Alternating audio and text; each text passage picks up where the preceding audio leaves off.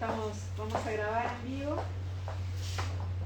en Facebook y también en Instagram.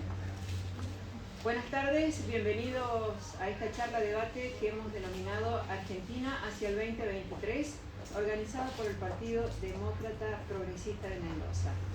Agradecemos la presencia del Secretario General de la Junta Ejecutiva Nacional del Partido Demócrata Progresista, licenciado Oscar Moscariello, la diputada provincial Josefina Canale, el presidente de la Junta Promotora del PDP local Diego Arenas y también la presencia del subsecretario de Salud de la provincia Oscar Sagaz. Escucharemos a continuación la palabra de la diputada Canale. Bueno, ¿querés empezar vos, Diego? Que venías muy bien. Sí, dale, sí, ya estamos. Te venía embalado. Bueno, un gusto, la verdad que un gusto, Oscar, bienvenido a Mendoza, muchas gracias por visitarnos. Esto es un síntoma de que obviamente estamos preocupados por lo que le pasa, por lo que nos está pasando, por lo que le está pasando al país. Estamos preocupados porque lo que nos pasa desde la política, por lo que nos pasa desde la educación, desde lo cultural, desde lo económico. Y la verdad es que este es un año de transición hacia un año político electoral, porque el 2022 es un año donde se están terminando de conformar las distintas estructuras políticas que van a alumbrar sus candidatos el año que viene. Hay mucha tarea que realizar en este 2022 y creo que nuestra pertenencia desde el Partido Demócrata Progresista a Juntos por el Cambio, nuestra pertenencia a Cambia Mendoza hace que tengamos una responsabilidad de gobierno en la provincia de Mendoza y tenemos una responsabilidad de oposición en la nación. Oscar Moscariello es una persona que tuvo mucha participación en la etapa previa al Macri político, porque compartían la comisión directiva de Boca Juniors y tuvieron una relación realmente muy directa, que fue muy exitosa esa comisión directiva para un club de fútbol como Boca Juniors. Y posteriormente ha participado, por supuesto, en las distintas etapas del Macri político e inclusive llegar a acompañarlo como embajador en Portugal durante la presidencia de Mauricio Macri. Esta mañana tuvimos una reunión con el Cuerpo Consular de Mendoza, intercambiaron anécdotas, realmente fue una reunión muy agradable, muy simpática y creo que fue realmente muy provechosa y muy aprovechada, porque recién decía Oscar, estoy sorprendido por la representación consular que tiene Mendoza. Pero la verdad es que lo que viene y hacia dónde vamos, estamos realmente preocupados y creo que el hecho de nuestra presencia acá confirma esa situación. En lo personal yo estoy realmente muy angustiado por lo que está pasando, porque ya me ha tocado varias veces en mi vida tener estas situaciones, estas inflaciones previas a las hiperinflaciones, y la verdad es que la situación es una situación angustiante. Así es que lo que queremos es aprovechar la visita de Oscar, que él oportunamente nos dará un pantallazo de cómo lo está viendo y de cómo se viene o cómo se puede intervenir en ese futuro. Ya para cerrar, no quiero dejar de agradecer la presencia de los queridos amigos del MIP, que nos ha tocado una larga temporada política donde hemos participado conjuntamente y compartido candidaturas y listas y anécdotas. Y del PRO, y gente, por supuesto, y gente del PRO. Y la verdad es que hacia eso es a lo que vamos. Es decir, creo que lo importante en esto es que tenemos que tener un horizonte común, es decir, terminemos con todo esto que se está haciendo con la República Argentina y tratemos de salir adelante, tratemos de ordenarnos, de ser un país razonable, creíble, inteligente, inserto en el mundo, y creo que es un poco lo que nos une, creo que es un poco lo que tenemos que instar. Así que desde ya muchísimas gracias y por supuesto después lo interesante será el interactuar y la conversación y las preguntas que luego se hagan. Muchas gracias, diputada. Vale. Bueno, bienvenidos a todos. Primero, muchas gracias por venir acá. Gracias, Oscar, por venir. Nosotros queremos, con motivo de tu visita, quisimos hacer un par de cosas. Primero, digamos, conocernos más como partido, digamos que mucha gente de otros lugares del IPDP, de otros lugares de la Argentina, sepan que nosotros estamos acá, que estamos trabajando, que queremos armar, que tenemos una vocación frentista muy fuerte. Como dice Diego, estamos, creo que es la conversación, los 10 minutos que nos encontramos y nos preguntamos cómo estás y nos contamos cómo estamos, hablan a las claras de la preocupación que tenemos y de lo importantísimo que es este año para armar estructura y generar volumen político en vistas a lo que va a ser el año que viene, que en breve se va a empezar a acelerar todo el tema electoral y no nos va a quedar mucha opción si no empezamos rápidamente a mostrar este volumen político. Así que nosotros lo que queremos es, conocernos bien. Después eventualmente nos conocimos también en Córdoba, conocimos a varios del PDP, que el resto de los lugares sepan que nosotros estamos acá, porque además nosotros estamos teniendo un trabajo, Richard sobre todo con la fundación, ¿no? Con Mendoza Innova, está teniendo muchos trabajos sobre cómo podemos, con su obsesión por el federalismo, lo importante que es para solucionar los problemas, y lo hablamos ayer también en la cena que tuvimos y lo hablamos un poco hoy también en la reunión con Tadeo García Salazar, la importancia de tener provincias fuertes que puedan generar una oposición y generar un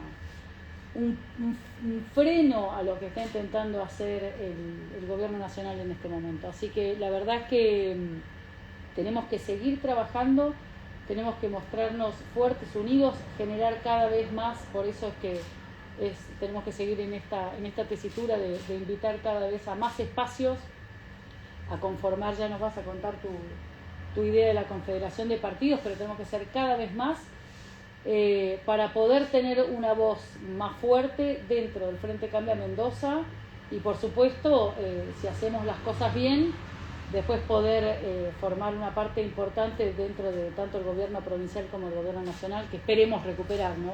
En el año 2023 es nuestra última esperanza, en el sentido de los que tenemos hijos en edad que están terminando la universidad, es la esperanza de nuestra juventud, la esperanza de decirles a ellos que se puede tener un proyecto de vida acá en Argentina y se puede seguir y hay que trabajar y crecer para poder lograrlo. Así que te agradecemos mucho, Oscar, tu presencia y escuchamos lo que nos venís a contar, que tenés una vastísima experiencia política. Bueno, en realidad el agradecido soy yo, como me recibieron aquí en Mendoza. Esta es una provincia que la verdad es que todos los argentinos queremos visitar siempre, porque es el ejemplo de la limpieza, de tantas cosas maravillosas que tiene Mendoza, aparte de producir buen vino. Pero yo les quería contar, tengo aquí en mi iPad una recopilación de las notas que fui publicando en los últimos 3 o 4 meses. No son notas del archivo ni arcaicos, sino es la dinámica que demanda la Argentina de hoy. Me acuerdo que salíamos de un momento crítico sobre la emergencia por el COVID, la emergencia sanitaria. Bueno, Oscar lo padeció porque estaba a la primera línea de trinchera. Pero estamos a punto de volver a la normalidad. Y mi artículo precisamente decía eso, que los gobiernos se vieron desafiados por el COVID, en definitiva, para contrarrestar todas esas cuestiones, tuvieron que resetear la economía. La Argentina, bueno, la letargó de manera tal que la enfrió tanto que todavía hoy le cuesta arrancar. Pero estamos hablando de una mirada global, el reconocimiento a todo eso que hizo que precisamente si había un joven en la casa de uno, inmediatamente aprendía tecnología, aprendía a conectarse, aprendía otra manera de vivir. Ese modo que ha hecho que uno sin viajar se conectara con cualquiera, estando en cualquier lugar del país y del mundo,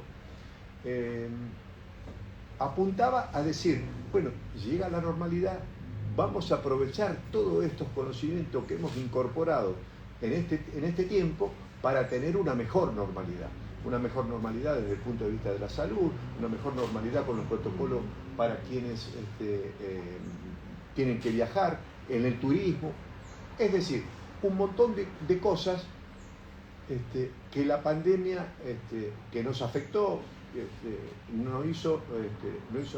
enseñó a convivir de una manera diferente. Pero claro, esto es una cosa que yo publiqué en diciembre. Todo es tan dinámico que cuando creíamos que superábamos el tema de la pandemia, que los gobiernos, las empresas, todos se habían ya adaptado a una nueva manera de trabajar, a una nueva manera de convivir, sucede lo de Ucrania, la invasión cruenta de Rusia a Ucrania, que pone de nuevo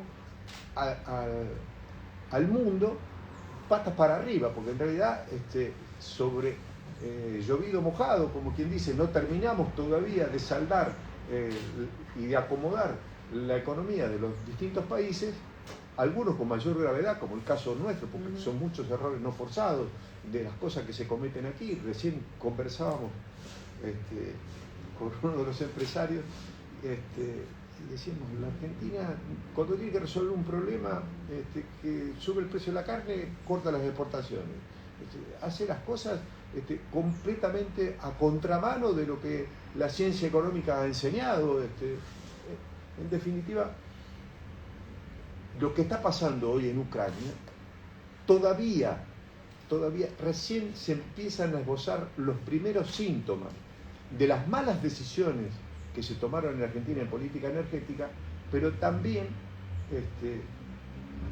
lo que va a pasar como coletazo, porque es la primera vez. Ni en la Segunda Guerra Mundial afectó tanto a tantos países al mismo tiempo como está afectando esta situación que se está viviendo hoy en la zona de Ucrania. Por eso, si Argentina hubiese estado preparado, posiblemente podría haber sacado, como en todas situaciones de crisis y críticas, hay también nuevas oportunidades. Oportunidades que algunos las pueden aprovechar bien, otros, como el caso nuestro, que somos generadores de commodities, que habíamos perdido muchos mercados en manos de los ucranianos. Yo me acuerdo que, por ejemplo, que es un tema que conocía bien, Portugal compraba porotos, cebada, para exportar hacia triangulación con los que habían sido sus colonias, y especialmente la torta de soja, y la habíamos perdido esos mercados en manos de Ucrania. Bueno, era la oportunidad, los precios de los commodities se han disparado, Argentina podía estar ganando, pero apenas si va a compensar el desastre en política energética, porque dejó Vaca Muerta sin funcionar, congeló lo que había avanzado el gobierno de Mauricio Macri con relación al Mercosur, Unión Europea. Es decir, a veces se toman decisiones por cuestiones ideológicas sin pensar en el más allá de quién como si los estados o los países no tienen continuidad. Y en fin, todavía lo que va a suceder con relación a este momento, todavía no hemos sentido en nuestra piel realmente, si bien ya hay alguna información de que falta gasoil, que falta, hay un artículo de Tomás Friedman que dice lo que está pasando va a repercutir hasta en la Argentina, porque no van a poder sacar sus productos, sus exportaciones, las pueden llevar a puerto. Pero también está lo de política doméstica. Hace pocos días el Congreso de la Nación votó el acuerdo con el Fondo Monetario, un acuerdo que si uno lo analiza desde el punto de vista de la superficialidad, nos permiten pagar a 10 años, nos dan 2 años de gracia, nos exigen tener un déficit fiscal inferior al que estamos teniendo. En definitiva, uno lo ve desde ese punto de vista, no deja de ser un buen acuerdo. El asunto es lo que viene detrás y en la forma que lo quieren hacer y en la forma que lo quieren implementar. Si uno ve el acuerdo así, neutro, sin hacerle ninguna consideración, sin entrar al detalle, pues bueno, es un acuerdo. Lo podrían haber hecho hace 2 años, lo podrían haber hecho hace 2 años, hubiese sido mejor. Pero después el presidente hace las aperturas de las sesiones ordinarias del Congreso de la Nación y dice, hemos firmado un acuerdo, no vamos a hacer modificaciones estructurales, no vamos a hacer esto, no. Y en definitiva, entonces, no vamos a cumplir el acuerdo. Pero de a poquito nos vamos enterando de lo que piensan hacer y cómo piensan hacer. Yo creo que no lo van a poder cumplir igual, pero en definitiva, nuevamente apuntar a donde ellos están acostumbrados a apuntar, al sector productivo, al sector que es el que genera la riqueza, a la gallina de los huevos de oro, que es el campo, la industria metalmecánica que venía en un momento determinado teniendo algún impulso, está letargada, algunos a lo mejor con mejores contratos van sobreviviendo, pero en definitiva la renta del sector productivo se la lleva la estructura estatal.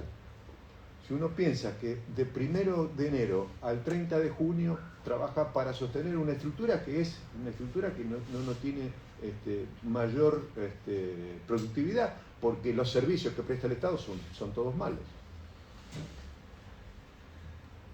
Entonces yo me acuerdo que campaña electoral del Frente de Todos, campaña electoral, el relato que se incorporó creo que hasta lo internalizaron hasta los propios seguidores del gobierno de Juntos para el Cambio, de creer que la deuda que teníamos con el Fondo Monetario era el problema más grave, más terrible que la Argentina tenía. Y cuando uno analiza el stock de deuda que la Argentina tiene, se da cuenta que esa deuda que tenemos con el Fondo Monetario no llega al 15% del total de lo que Argentina debe. Y si uno ve la tasa de interés que se le paga a los organismos multilaterales de crédito, es la más barata de todas. Y ahora la estamos arreglando a plazo largo. En definitiva, dice, bueno, no toda es la culpa de Macri. Creo que este gobierno sobrevivió hasta ahora gracias a muchas de las cosas que dejó el gobierno de Macri, porque el impacto que tenía la estructura del Estado que dejó Macri no llegaba al 37% del total del PBI y ahora estamos pasando el 45%. Es decir, esta gente siguió gobernando pensando en una Argentina de recursos inagotables, y hoy es una Argentina que no es competitiva, porque no hace las cosas que debe hacer. Y yo traigo el ejemplo de Portugal siempre, porque ellos también vendieron Portugal como el ejemplo a seguir, porque dice que abandonaron la austeridad. Pero claro, como siempre, ven la última parte de la película y no el total de la película. Portugal, que casualmente hablábamos hoy con Josefina, terminó hoy de pagar su deuda con el Fondo Monetario. En el año 2011 ya se había caído Irlanda, ya se había caído Grecia. Portugal tuvo que recurrir al Fondo Monetario y llegó a solicitar un préstamo de 78.000 millones de euros. Primera mentira, que se decía que el préstamo más importante que le habían dado a un país era el de la Argentina. Eso no es verdad. Fueron 78.000 millones de euros. Portugal en ese momento tenía 11.5 de déficit fiscal. Y encima vienen las elecciones. El Partido Socialista, que es el que formaliza el acuerdo, va a elecciones, pierde. El partido que lo sucede es el Partido Socialdemócrata, de centro-derecha, y hizo todas aquellas cosas que hay que hacer para realmente poder reducir el déficit y poder honrar el compromiso con los organismos multilaterales. Lo primero que hizo fue una reducción del salario del sector público del 28%. Ajustó la política en todos los niveles. Tuvimos pandemia, tuvimos un montón de cosas. Lo único que no se ajustó en la Argentina, y llegaban a fin de mes, iban al cajero y tenían el sueldo depositado, era el sector público de la Argentina. Primera diferencia. Segunda diferencia, paralizó toda aquella cuestión que podía ser mirado como superfluo o poder obra pública, todas aquellas cosas que que no era de sensibilidad o de resolución inmediata, la dejaron postergada. Es cierto también que tuvieron alguna suerte, y la suerte fue que Italia estaba tan mal como Portugal o como España en su momento. España generó un movimiento que los españoles salieron a la calle. El portugués es un pueblo más pacífico porque tuvo prácticamente gran parte de su historia sometida a un sistema autoritario de una dictadura. De hecho, hasta una dictadura que se cayó por sí mismo, porque no hubo un solo disparo. Fue la famosa revolución de los claveles. Seguramente alguien que tiene más años se debe acordar de lo que fue la dictadura del doctor Salazar. Pero lo cierto es que Mario Draghi, que en ese momento estaba al frente del Banco Central Europeo, actualmente primer ministro de Italia, convence a Angela Merkel, canciller alemana. Aquí hay fondos y recursos que el Banco Central Europeo tiene inmovilizados, hay que inyectar dinero a la economía europea, porque hasta la zona del euro estaba en riesgo. Y yo creo que la tentación esa que tiene un gobernante argentino de apelar a la maquinita y al Banco Central, sacarle las reservas y tirarle papel pintado, eso no se podía hacer, porque los gobiernos de los bancos centrales de los países europeos tienen una independencia y tienen un rector que es el Banco Central Europeo. Pero en definitiva, Europa decide inyectar dinero. Estados Unidos lo hizo fácil porque emitió sin problema el resguardo de cuando hay una situación de crisis. Todo el mundo va y recurre al dólar o al bono del Tesoro de Estados Unidos. O sea, ellos se financian con mucha facilidad. Pero el caso es que el Banco Central Europeo empezó a recibir bonos de la deuda, títulos de la deuda soberana, cosa que Portugal pudo acceder a créditos de inmediato a una tasa que no llegaba al 2%, porque había tenido una conducta a lo largo de su historia de buen pagador, cosa que la Argentina festejó un default. Aquí, acuérdense, fue aplaudido en el Congreso de la Nación cuando dijimos no vamos a pagar nada. Bueno, esas cosas, esa sobretasa que Argentina permanentemente está penalizado, tiene consecuencias. Y la consecuencia de la inflación de hoy es ponerle platita, cuando decían, no sé, me acuerdo que el sindicalista dice hay que poner platita a la gente en el bolsillo, pero tarde o temprano esa platita, si no está anclada con algo, no está respaldada con algo, pasa lo que pasa hoy. Pero lo cierto es que acceder a crédito movilizó toda la economía local también, porque la gente pudo acceder a créditos, esos créditos se transformaron en viviendas, la vivienda se transformó en mano de obra, todo lo que era un círculo vicioso se transformó en un círculo virtuoso. A desgracia de algunos países, beneficio de otros, se da la primera árabe en todo el norte de África, que el europeo disfruta mucho de viajar al norte de África por las bondades de las playas y de las cosas que hay en Egipto o que hay en Turquía. Toda esa gente descubre el turismo del sur de España. España ya es un país que recibe mucho turismo, pero llegó a 75 millones de turistas. Portugal, un país pequeño de 10.700.000 habitantes, empezó a recibir 22 millones de turistas por año. Ese descubrimiento se fue multiplicando, que se frenó por la pandemia, pero lo cierto es que los países se solucionan sus problemas cuando toman decisiones adecuadas y cuando el ajuste se hace por el lado del que gasta y gasta mal y no produce.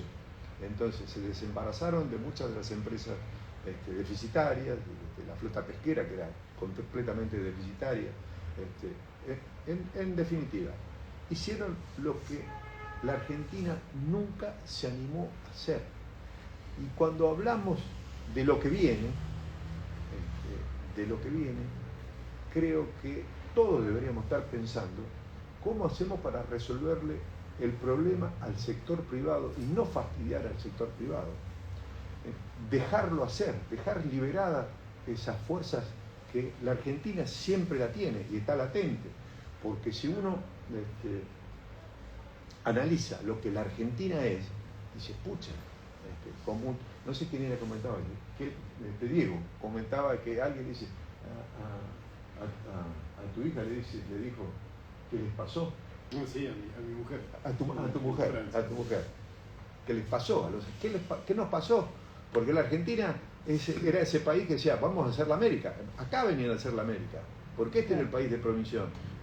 La Argentina del principio del siglo, la Argentina del centenario, había más extranjeros que nativos. Y esa Argentina en la que muchos de nosotros que somos hijos de inmigrantes o nietos de inmigrantes sabemos a qué venían, porque no tenían recursos en su país de origen, no tenían futuro, no tenían horizonte. En definitiva, creo que hay una responsabilidad muy fuerte por parte de quienes formamos parte de ese grupo que decían que pueden formar parte de un gobierno de la sensatez y sentido común,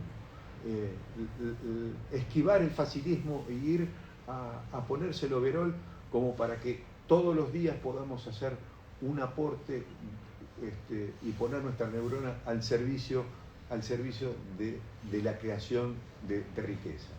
Tenemos el litio prácticamente a flor de tierra. Las trabas, las cuestiones, a pesar de eso, algo se logró en el gobierno de Mauricio Macri.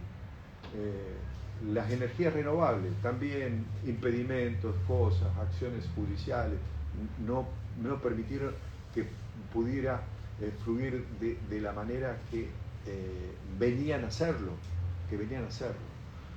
muchas de las cuestiones que arrastraron del gobierno anterior vinculado a la famosa causa de los cuadernos impidió que, por ejemplo, el programa de público-privado no pudiera desarrollarse. Yo tengo una anécdota que convencía a un empresario que en el 2009 había levantado su empresa y se fue de la Argentina. Y lo llamaba para que me reciba, para convencerlo de que vuelva. Entonces no lo lograba. Entonces yo me he hecho muy amigo del embajador mexicano y le pedí que organice una comida que lo invite a don Antonio Mota, que era el dueño de una empresa Mota en Chile, una de las grandes constructoras portuguesas, que prácticamente hizo en las colonias, las ex colonias portuguesas, prácticamente hizo casi toda la obra pública. Claro, se fue en el 2009, imagínense por qué se fue. Sí. Pero viene, participa, gana una licitación, invierte, porque para poder participar en la licitación había que depositar en garantía $100 millones. O sea, había que tener recursos, había que tener espalda, había que tener crédito, y había que arriesgarse con una Argentina que estaba haciendo las cosas diferentes, pero no deja de ser la Argentina. Generar credibilidad nuevamente, bueno, se imaginen ustedes que yo a don Antonio Mota no lo podría ir a ver nunca más en mi vida. Porque este gobierno lo primero que hizo cuando asumió, dijo, eso es caro, la Argentina no puede pagar eso, y desarticuló todo el régimen del público-privado, desarticuló absolutamente todo, obra pública que se va a hacer con el régimen de ellos, que siempre termina siendo más oneroso que cualquier otro.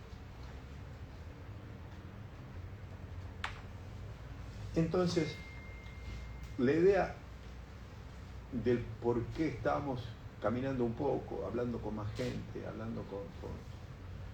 Si uno ve el resultado electoral del 2019, sacamos 41%.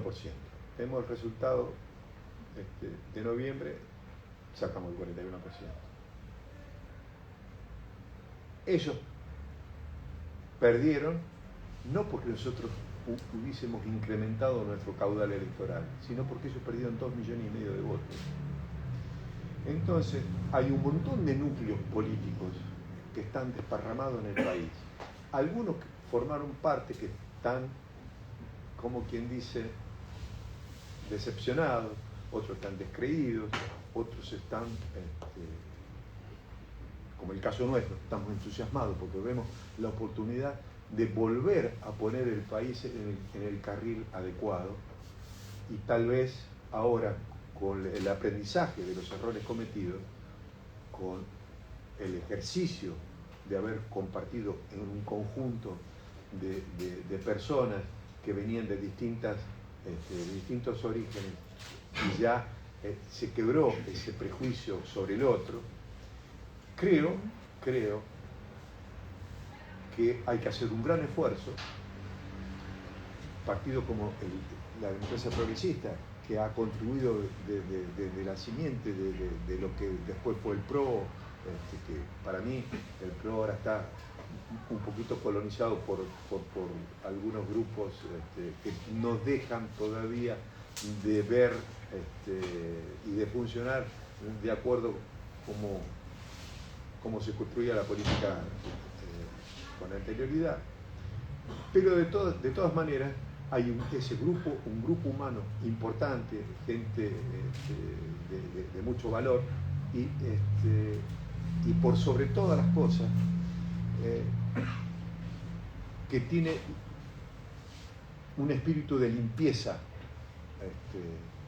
en el sentido que hay ciertas cosas que en la Argentina no se pueden hacer, que no se deben hacer, y que saben que a su lado tiene a alguien que le va a hacer despertar la conciencia, más allá de que tal vez formó parte de una fuerza política que ciertas venalidades eran permitidas. Entonces, lo que estamos haciendo desde el Partido Demócrata Progresista, que también fue producto de hacer política desde otra manera, a través de la pantalla, a través del Zoom. Entonces, con algunos amigos de Corrientes, de Córdoba, empezamos a hablar de política y de sacar, y si bueno, y entonces, mira, yo soy del Partido Popular de Corrientes, la verdad, senador nacional, una sola vez pude ir a Olivo, cuando pedí la palabra me dijeron que ya era tarde y que ya no podía hablar. O sea, nunca pude expresarle al presidente mi mirada, mi visión desde el interior. Entonces, Lilita Carrió levantaba el teléfono y en una de esas me postergaba un candidato a concejal en Merced de Corrientes, un tipo que a lo mejor trabajó, militó durante 20 años y con un telefonazo ponía a alguien, dice, bueno, así no puede ser, nosotros tenemos que tener una voz, tenemos que ser parte. Juntos para el Cambio armó una mesa federal, un poco porque ve que hay una especie de ebullición sobre todo eso. Seguramente muchos de estos partidos no van a participar de esta confederación, pero hay otros que sí. Y la confederación le daría consistencia a los que no tienen voz dentro de la estructura de este grupo que se llama Juntos para el Cambio, para imponer un orden de tipo institucional para que pueda funcionar institucionalmente y orgánicamente, porque así, en la primera reunión me acuerdo que Patricia hablaba en nombre del PRO, que ya preside el PRO, diciendo, bueno, dice, hay 4 fundaciones que ya están trabajando en los planes de gobierno. Las 4 fundaciones, una es la ANAR, que es la coalición cívica, otra es Pensar, que es desde el PRO, Pichetto estaba armando una nueva, de peronismo republicano, los radicales tienen la Leandro Benalén, yo sé que tienen otras 3, los radicales siempre tienen un poquito más, porque acá, bueno, digo, aquí estaba el Frente Cívico de Córdoba, estaba el partido de Poggi de San Luis, que ganó el partido que ganaron elecciones. Había un grupo sanjuanino. ¿Y a cuál vamos a trabajar? ¿Dónde, si nosotros tenemos gente que tiene neuronas, dónde va a tributar esa gente? Lo que me parece es que tenemos que hacer un plan de gobierno. El plan de gobierno tiene que surgir de todas las ideas mancomunadamente para hacer un plan de gobierno, generar el nuevo relato de la política, pero un relato en serio que tenga consistencia, que el día uno asume el presidente, al día siguiente está empachado el Congreso de la Nación de todas las leyes necesarias como para que el país funcione de otra manera y atacar los problemas de fondo y hacer. Cuando uno habla de ajustes, ajustar donde hay que ajustar para volver a tener un país competitivo. Claro. El asunto es superar la instancia de ese 41%, agregando valor a las fuerzas políticas. Y en definitiva, hace pocos días estuve leyendo un discurso cuando a Albert Camus le dan el premio Nobel. Un discurso que tiene un remate que realmente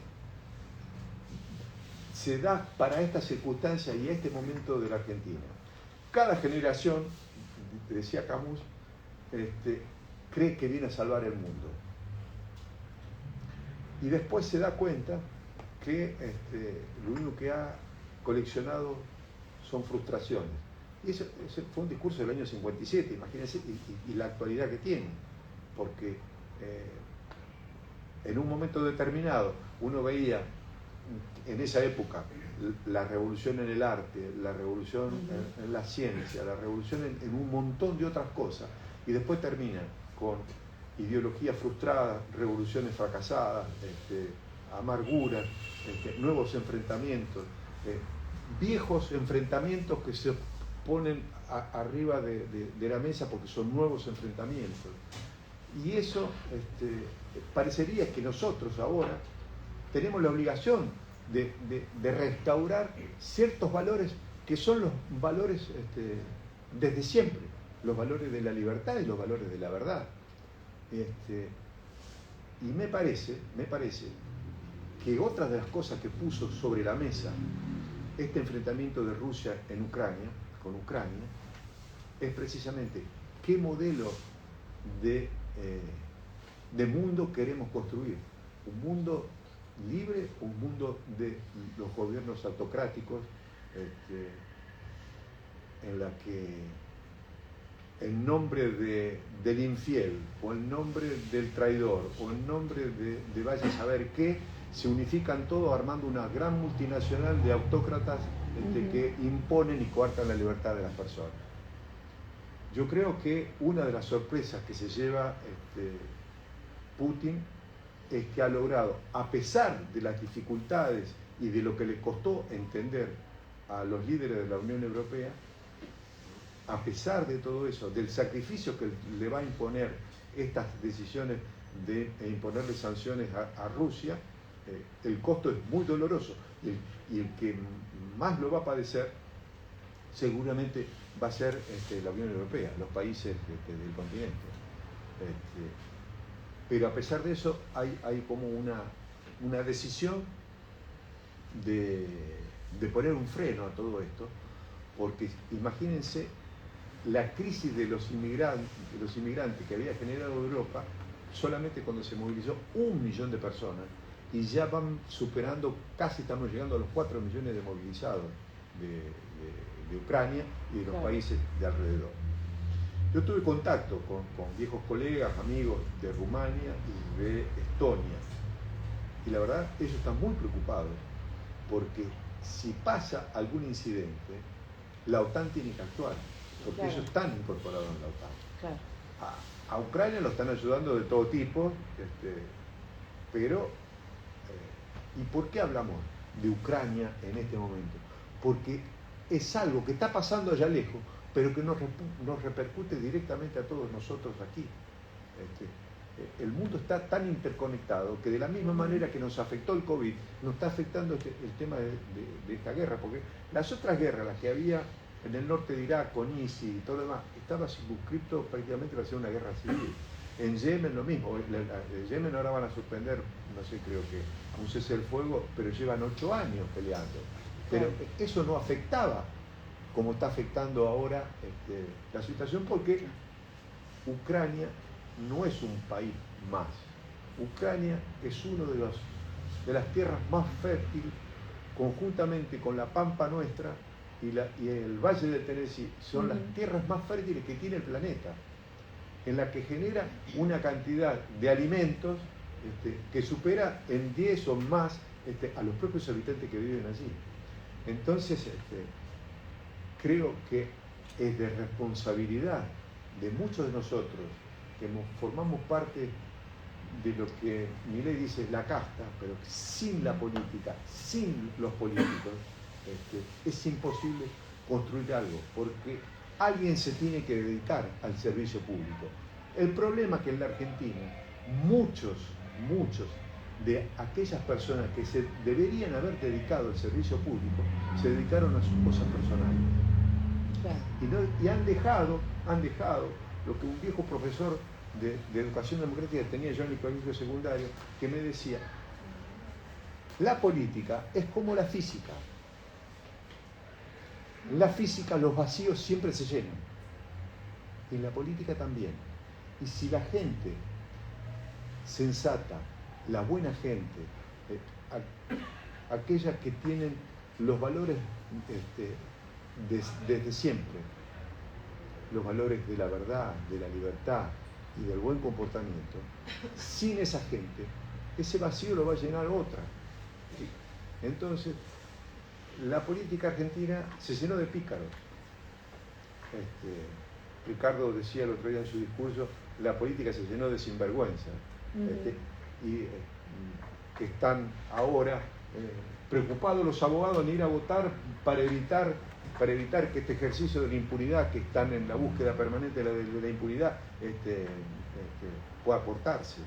Y yo creo que nosotros todos debemos hacer un esfuerzo mayor del que ya venimos haciendo, porque nuestra generación ya está, como quien dice, en su etapa de ir a cuidar los nietos, pero en realidad es para ellos en realidad. O sea, nuestra generación tiene la obligación de por lo menos, que esos valores de los que decimos, de la libertad y de la verdad, sean los que ellos incorporen, porque les va a tocar a ellos el trabajo. Pero si nosotros no dejamos por lo menos el camino abierto para que esos valores puedan ser sostenidos en el tiempo, va a ser muy difícil. Yo creo que hasta aquí llegué, podemos hablar.